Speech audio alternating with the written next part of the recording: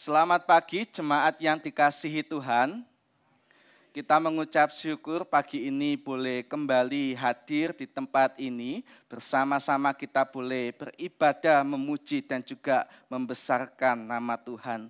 Tema yang akan kita renungkan bersama pagi hari ini berkaitan dengan diri kita dan juga gereja kita, yaitu sahabat dalam kesukaran. Nah, kita mau lihat apa sih yang ingin disampaikan melalui firman Tuhan pada pagi ini. Sebelum kita lebih jauh, kita membahas kebenaran firman, saya mengajak setiap kita membaca satu bagian firman, itu dalam Yohanes pasal 13 ayat 34 sampai 35. Yohanes pasal 13 ayat 34 sampai 35. Karena hanya 2 ayat, mari kita membaca bersama-sama. Kita juga bisa memperhatikan di layar kita yang ada di depan kita. Mari kita membaca 2 ayat ini. 1, 2, 3. Aku memberikan perintah baru kepada kamu, yaitu supaya kamu saling mengasihi, sama seperti aku telah mengasihi kamu. Demikian pula kamu harus saling mengasihi. Dengan demikian semua orang akan tahu bahwa kamu adalah murid-muridku, yaitu jikalau kamu saling mengasihi. Sahabat dalam kesukaran. Ketika saya melayani di GKT Hosana Nirwana pada minggu yang lalu, saya sempat bertanya kepada jemaat waktu itu ya, siapa di antara mereka yang tidak pernah merasa sukar dalam hidupnya? Atau gampangnya itu, siapa di antara mereka yang dalam hidupnya itu tidak pernah ada masalah, penderitaan atau pergumulan? Ternyata ketika saya tanya begitu dan saya suruh angkat tangan, tidak ada yang angkat tangan begitu ya. Rupanya semua orang, bahkan kalau mau dikata, kita pun yang ada di sini juga pernah mengalami masa-masa yang sukar, atau dalam hidup kita penderitaan, pergumulan, permasalahan itu sering kita hadapi. Dan kalau kita mau mendetailkan masalah, pergumulan, penderitaan dan kesukaran kita, itu ada berbagai macam. Ada masalah dalam keluarga kita, begitu ya. Entah itu masalah dari yang sepele sampai masalah yang serius. Adapun juga masalah dalam pekerjaan kita, seperti yang didoakan oleh penatua kita tadi, bahwa kondisi ekonomi kita hari ini sedang tidak baik-baik saja, begitu kan. Kita pun mengalaminya dan itu menjadi masalah dan penderitaan dalam hidup kita. Masalah kesehatan, masalah dalam pelayanan pun jangan kita kira ketika kita melayani dalam gereja Tuhan itu tidak ada masalah. Kalau kita mau lihat dalam pelayanan yang kita lakukan pun permasalahan, penderitaan itu juga ada, dan masih banyak lagi kesukaran-kesukaran dalam hidup ini yang akan atau yang harus kita jalani pada saat ini bahkan sampai ke depannya. Nah, Bapak Ibu, saudara-saudariku yang dikasihi Tuhan, dalam kondisi kita yang demikian, rupanya tidak hanya kehadiran Allah di dalam Kristus Yesus saja yang bisa menolong setiap diri kita untuk hidup dalam kesukaran-kesukaran kita.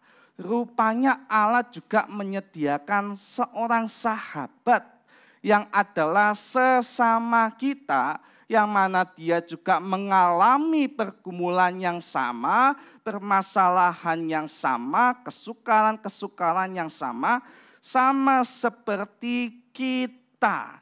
Nah, seorang sahabat dalam bagian ini sejatinya adalah seseorang yang tidak hanya hadir ketika kita mengalami sukacita, Tetapi seorang sahabat, dia adalah orang yang juga mau hadir bersama-sama dengan kita dalam duka cita kita. Bahkan dalam kejatuhan yang kita alami, dia bersama-sama hadir untuk apa? Untuk menghibur, untuk menguatkan, bahkan beberapa juga untuk menolong setiap diri kita yang sedang mengalami kelemahan.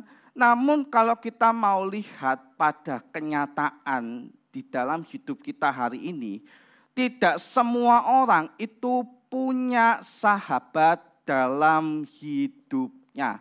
Kalaupun ada orang yang punya sahabat, beberapa itu kadangkala justru sahabatnya itu seperti mengkhianati, begitu ya, alias tidak sungguh-sungguh mau berteman dengan dia, atau tidak sungguh-sungguh menjadi seorang sahabat yang baik di dalam hidup dia atau di dalam hidup kita.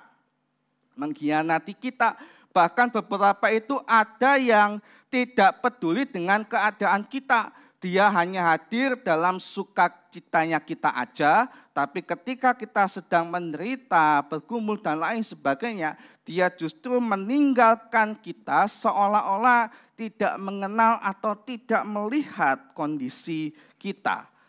Dan inilah kenyataan-kenyataan yang sering kita alami di dalam hidup kita. Pada pagi hari ini bicara mengenai sahabat yang sejati di dalam hidup kita.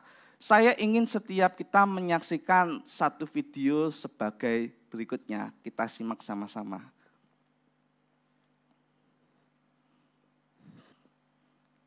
Nah ini ya. Sahabat yang asli dan yang palsu bisa kita lihat dari seorang pria yang megang es krim tadi ya. Coba bisa diputar sekali lagi videonya.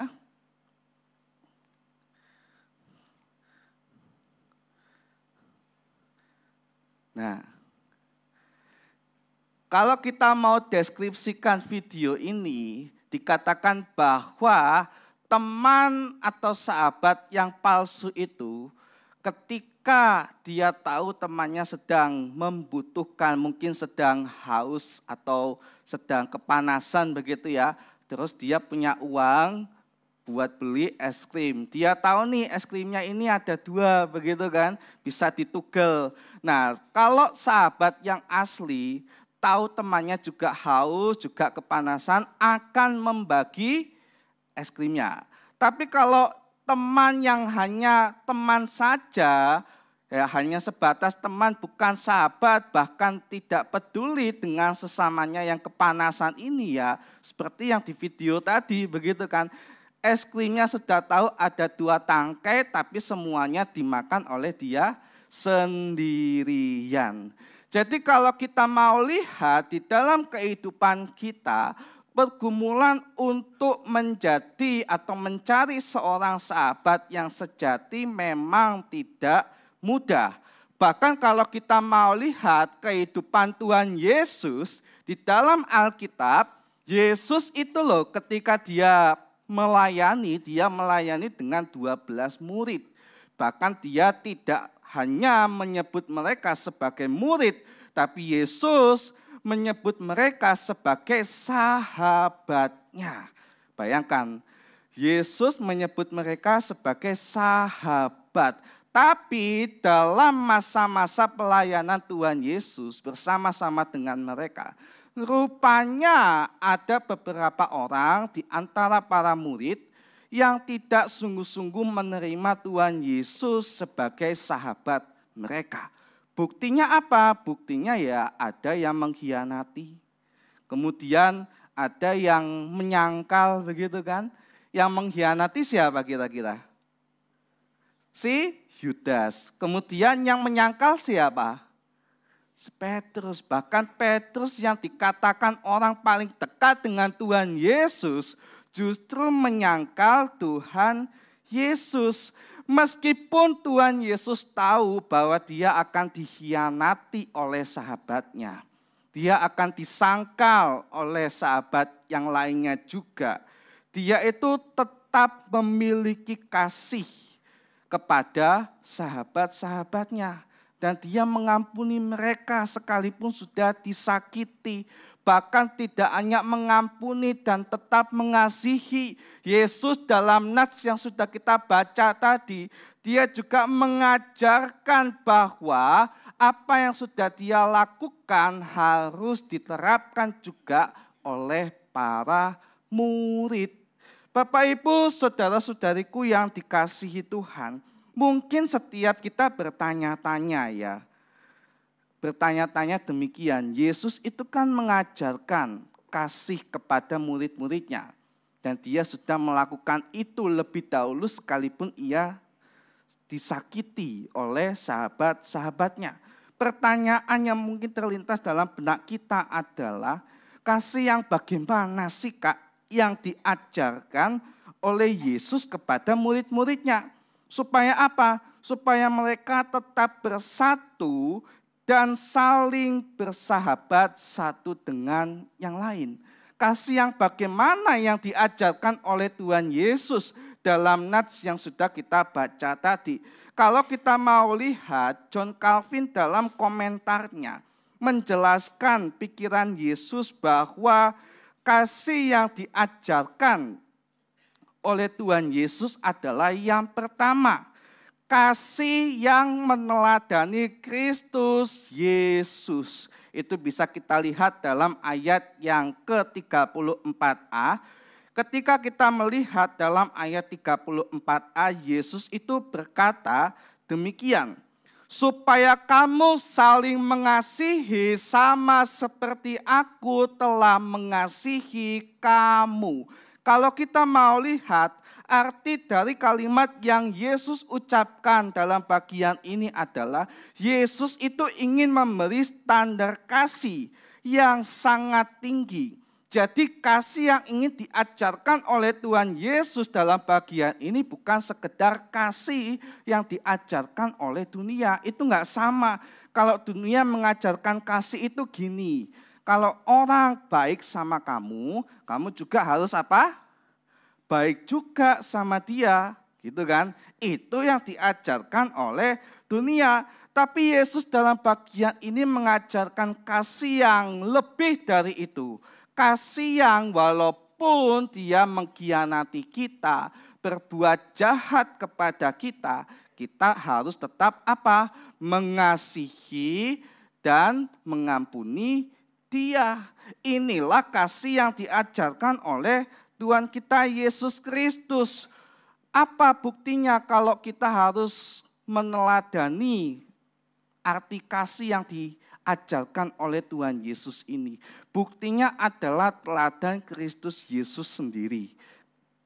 Kalau kita mau lihat, seperti yang dijelaskan tadi, Yesus sudah dikhianati.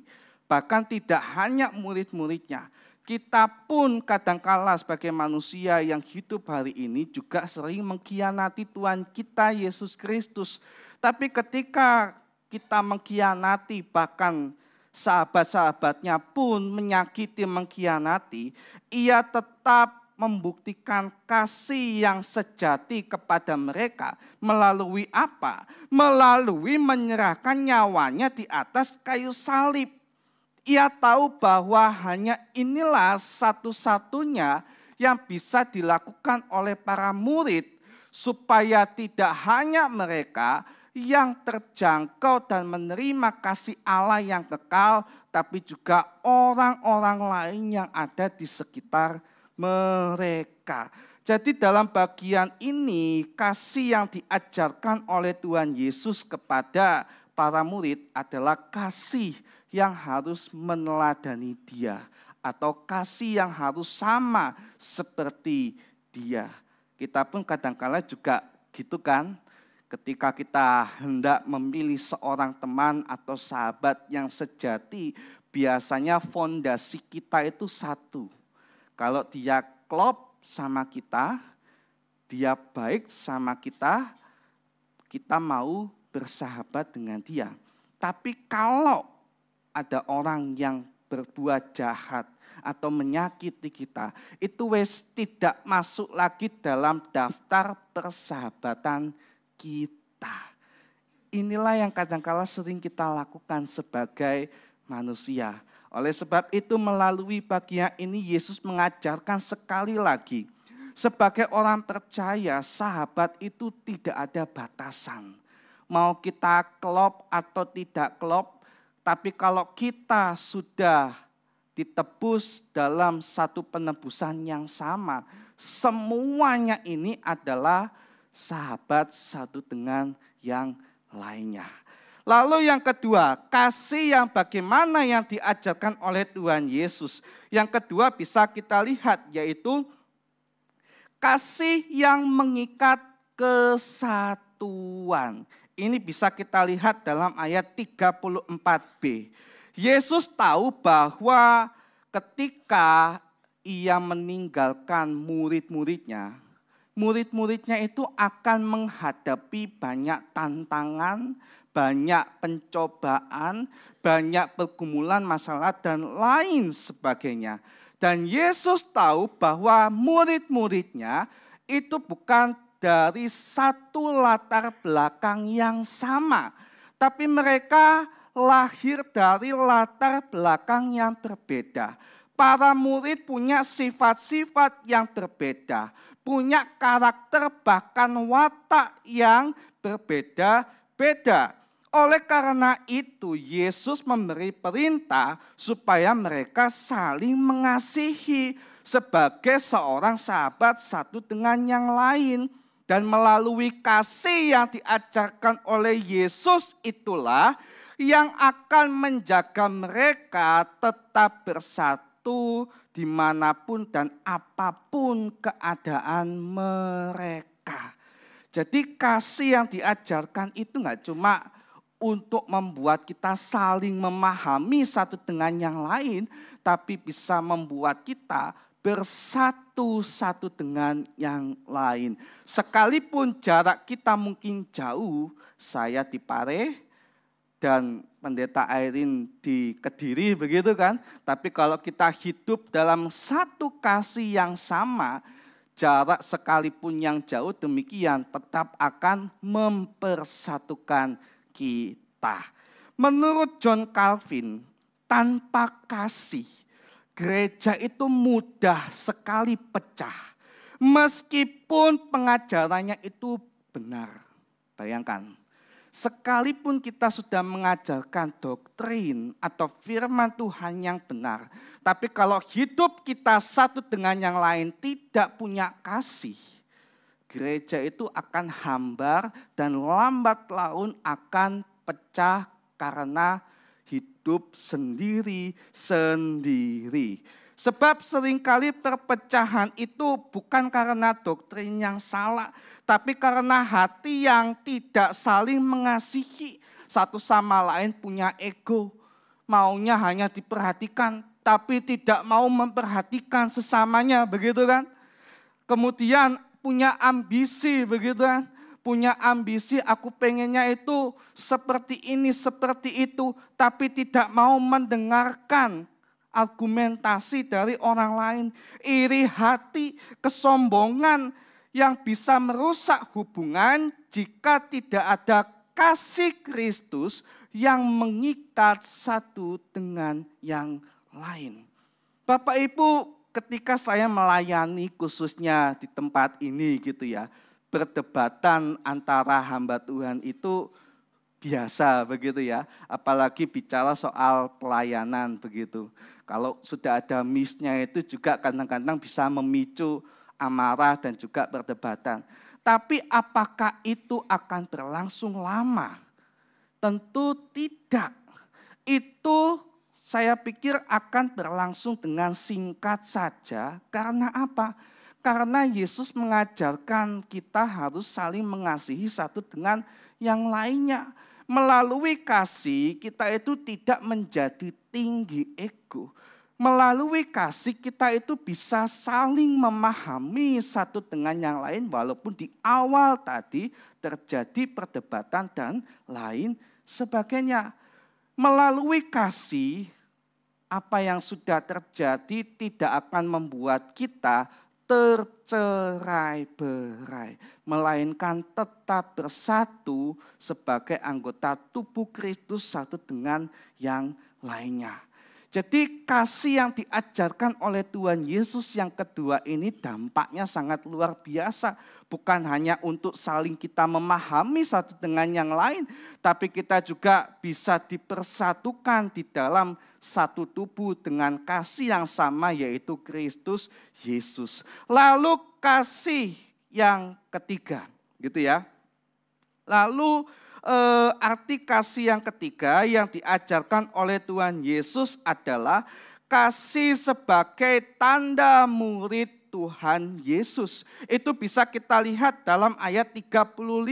Yesus dalam ayat itu ngomong, dengan demikian semua orang akan tahu bahwa kamu adalah murid-muridku, yaitu jikalau kamu saling mengasihi. Kalau kita mau lihat arti dari kalimat yang diucapkan oleh Yesus di sini adalah tanda paling jelas seseorang benar-benar murid Kristus Yesus itu bukan dari penampilan, bukan dari covernya, bukan dari banyaknya pelayanan yang dilakukan, tetapi dari bagaimana ia mengasihi orang lain. John Calvin menekankan dalam bagian ini bahwa kasih itu sejatinya bisa menjadi kesaksian hidup kita.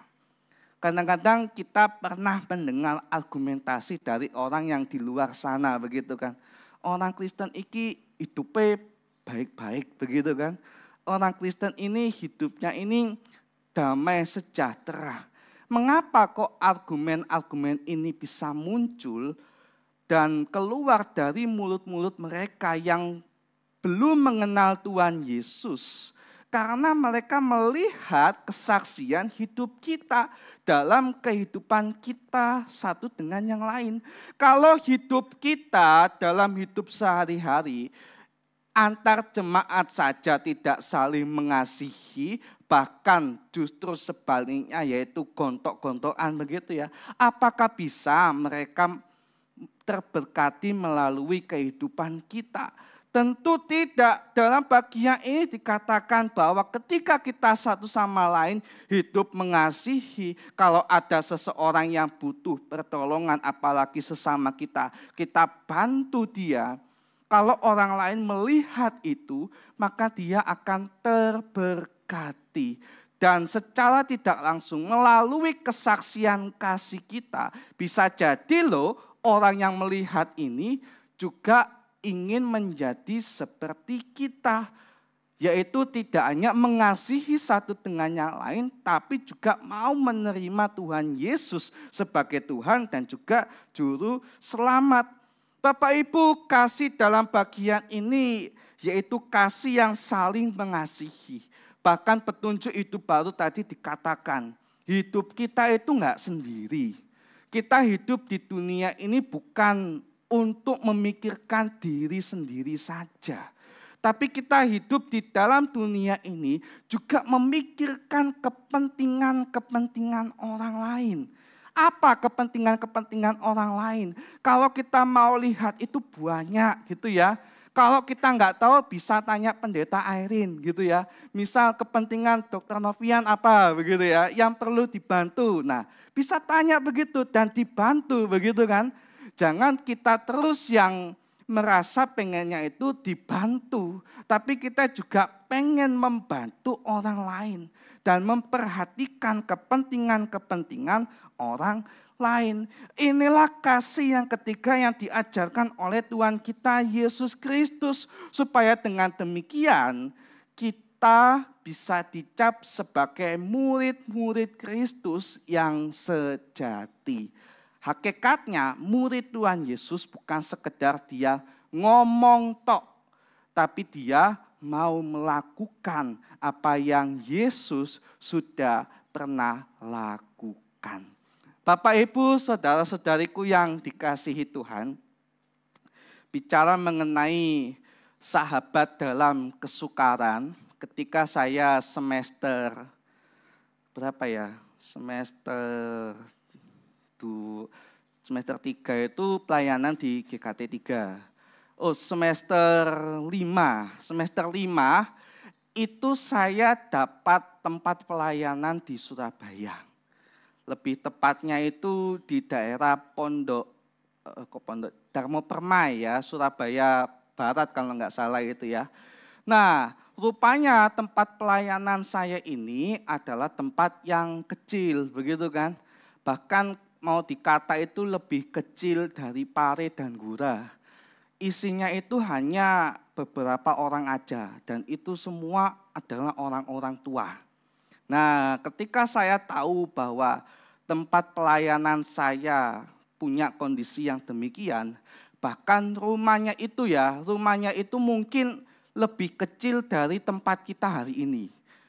Gerejanya itu benar-benar di rumah, di tengah-tengah perumahan. Tapi ya gitu, rumahnya itu rumah-rumah yang jadul gitu loh Bapak Ibu. Yang sudah lama ditinggalkan oleh pemiliknya begitu. Kemudian dibeli oleh gereja setempat. Sehingga itu menjadi gereja untuk jemaat bisa beribadah.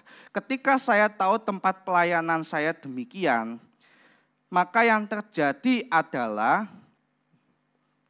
mereka berkata bahwa mereka tidak bisa kalau saya pelayanan itu harus memberi viatikum. Viatikum tahu ya Bapak Ibu ya, viatikum itu untuk menunjang kehidupan saya selama 2 bulan full saya melayani di situ. Bisanya mereka gimana? Bisanya mereka itu hanya memberi makan sehari itu pun 2 kali ya, siang sama malam. Terus paginya gimana? Paginya ya saya cari sendiri dan untungnya waktu itu saya sudah punya tabungan dari tempat pelayanan sebelumnya. Sehingga setiap pagi cari sarapannya itu ya pakai uang tabungan sendiri. Nah, padahal itu nabungnya itu memang khusus untuk beli laptop gitu ya, karena sudah semester 5 pengennya itu punya laptop sendiri untuk bikin proposal. Karena kalau hanya ngandalkan komputernya kampus itu kan banyak yang make, apalagi jamnya itu terbatas. Jadi nggak bisa maksimal dalam membuat tugas-tugas perkuliahan. Nah, sampailah pada titik di mana uang tabungan itu habis. Uang tabungan itu habis sehingga sarapan tidak bisa beli. Sebetulnya mau ngomong ke mama itu bisa, tapi saya dalam hati itu wes komit kalau nggak mau ikut campur mama begitu ya. Ya bukan karena apa gitu ya, emang nggak mau aja. Karena wes komit gitu kan, pengennya mandiri. Sehingga setiap pagi tidak sarapan. Pernah beberapa kali waktu makan malam itu tiba, jadi makan malamnya itu tidak diantar Bapak Ibu. Tapi saya harus pergi ke salah satu rumah dari pengurus gitu ya. Bukan satu kali, tapi beberapa kali. Ketika malam saya pergi, rumahnya itu kan di gerbang gitu kan. Gak ada belnya, otomatis saya ngetok-ngetok pakai gembok. Gitu. Nah, sudah tak ketok keras, tapi orangnya tidak kunjung muncul. Kayaknya orangnya tidur, padahal masih jam 7 malam begitu ya. Sehingga ketika saya ngetok-ngetok orangnya nggak keluar, ya wis, tak tinggal balik lagi ke gereja gitu kan. Nah, ketika saya ada dalam kondisi-kondisi sulit seperti itu, ada satu teman dari Jember, yang pelayanan di Jember, itu telepon, entah bagaimana kejadiannya, tiba-tiba dia telepon itu menanyakan kabar. Setelah dia nanyakan kabar, kemudian dia pengen saya sharing pengalaman pelayanan selama 2 bulan. Dan itu pelayanannya kayaknya masih jalan setengah bulan, kan 2 bulan full ya pelayanannya, tinggal di gereja itu selama 2 bulan full. Jadi masih setengah bulan berjalan, teman saya pengen saya itu cerita dan sharing. Setelah saya cerita dan sharing dan dia tahu kondisi saya, akhirnya yang dilakukan ya pastilah kita tahu ya, dia membantu saya. Membantunya itu enggak cuma memberi sebagian dari apa yang dia punya, tapi juga membantu membilangkan kondisi saya itu kepada kampus. Jadi memang kampus itu akan membantu mahasiswa yang gereja itu tidak bisa membantu atau menunjang hidupnya. Ya singkat cerita, melalui pertolongan dia akhirnya beberapa kebutuhan itu bisa tertunjang bahkan sampai akhir pelayanan. Nah, dalam bagian ini saya tidak menyalahkan gereja. Memang kondisi gerejanya seperti itu kok, gitu kan. Masa saya mau maksa atau gimana, apalagi isinya full orang tua. Ada 4 orang yang duduk di kursi roda, bayangkan. Jadi orang tua 4 ini setiap saya khotbah, mereka itu lomba tidur begitu. Mereka itu lomba tidur, benar-benar tidur begitu ya. Kemudian orang yang lainnya itu adalah baby sister, bukan baby sister ya, apa ya? Yang suster. Nah, sisanya itu adalah suster-suster yang merawat si 4 orang tua ini begitu. Jadi bisa bayangkan ya kondisi gerejanya itu seperti apa. Nah, Bapak Ibu, saudara-saudariku yang dikasihi Tuhan, kalau saya ditanya, Kak, punya enggak pengalaman atau teman, sahabat yang paling berkesan itu yang mana atau bagaimana begitu ya. Kalau kita memperhatikan gambar sebagai berikut ini, coba. Nah ini ya, ini tuh teman-teman satu angkatan saya Bapak Ibu. Jadi bisa saya katakan kalau ditanya demikian ya, teman yang paling berkesan itu teman yang bagaimana dan yang mana? Saya jawab teman waktu saya kuliah di STT Aletheia. Kenapa kok bisa berkesan? Bukan cuma mereka itu menolong dalam pergumulan atau penderitaan yang saya hadapi. Tapi mereka itu sudah ibarat saudara sendiri. Hidupnya itu ya bareng gitu kan. Satu atap, satu kamar, bahkan nangis ya podo-podo nangis begitu kan. Kemudian kalau mau ditanya berarti nggak sering konflik dong Kak. Kalau misal mereka adalah teman atau sahabat yang berkesan. Ya enggak juga begitu kan. Ini ya. Jaket yang ungu ini itu yang pelayanan di Jember. Kak Irin pasti tahu ini ya. Kemarin sudah ketemu. Terus ini yang Lese Valen ini, nah ini jemaat kita ini ya. Jemaat kita, kemudian ada Lese Joshua yang pelayanan di Kediri, itu Lese Endra di Nganjuk dan masih banyak lagi. Jadi mereka-mereka inilah yang satu perjuangan dengan saya, sama-sama ikut menderita, sama-sama punya pergumulan. Tapi dalam pergumulan permasalahan kita itu tidak hidup masing-masing. Tapi kita saling menguatkan satu dengan yang lain. Saling menguatkannya gimana? Mereka selalu datang ke kamar saya bawa Indomie 1 mangkok gede gitu ya. Jadi kita sharing bersama sambil makan di kamar saya. Nah, kamar saya itu kebetulan sering dijadikan base camp gitu ya. Untuk teman-teman itu bisa datang curhat cerita. Nah, kalau mau ditanya sering konflik enggak? Ya pasti sering gitu kan. Mau dengan siapa? Coba mau dengan yang teman saya dari Jember ini juga pernah begitu kan. Waktu saya jadi si olahraga, dia jadi ketua senat. Itu ya sering konflik gara-gara beda pemahaman. Mau sama ini, si Lose Valen jemaat kita, ya juga pernah begitu ya. Pokoknya kita semua itu ibarat keluarga, saling konflik satu dengan yang lain. Tapi itu tidak membuat kita putus hubungan walaupun kita konflik. Kenapa kok bisa demikian? Karena satu, apa? Kasih. Karena Kristus Yesus sudah mengajarkan kasih. Untuk itu kami memiliki kasih yang sama seperti Kristus Yesus. Jadi sahabat, dalam kesukaran itu mitos atau fakta? Kalau kita mau tanya mitos atau fakta, ya fakta adanya begitu ya. Bagaimana kok bisa ada? kalau kita mau menjalin komunikasi satu dengan yang lain.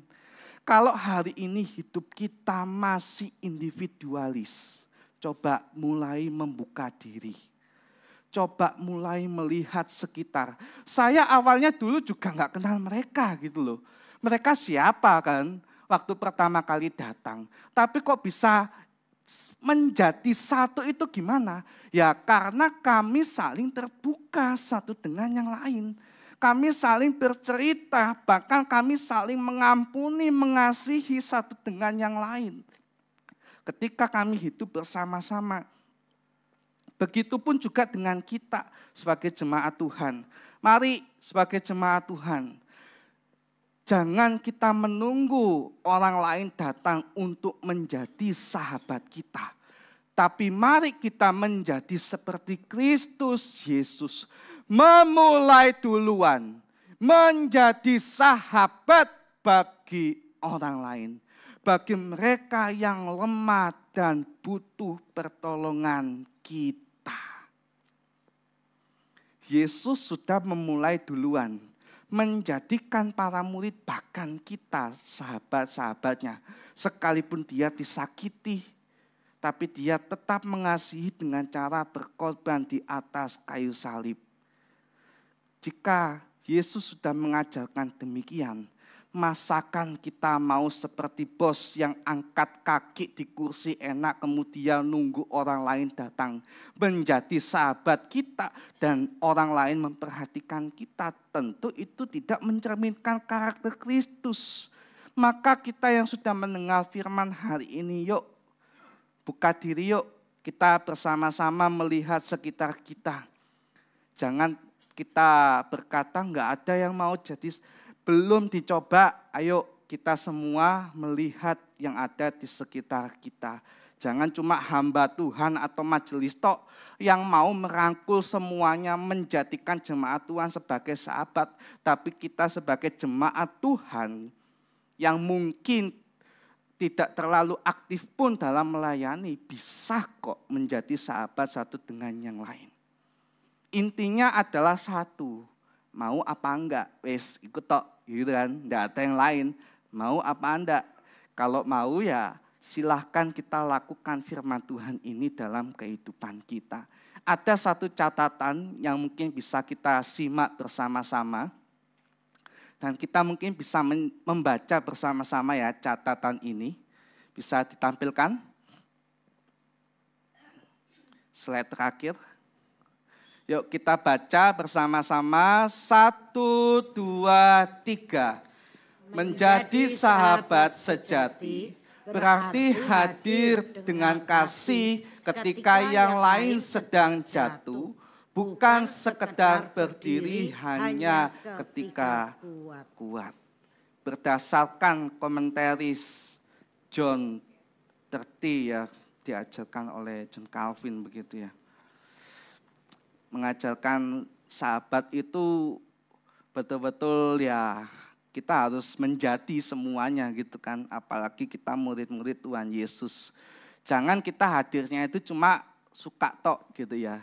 Tapi dalam duka sekalipun yang dihadapi sesama kita, hadirlah di situ. Supaya dengan demikian firman Tuhan itu nyata dalam kehidupanmu. Mari kita berdoa.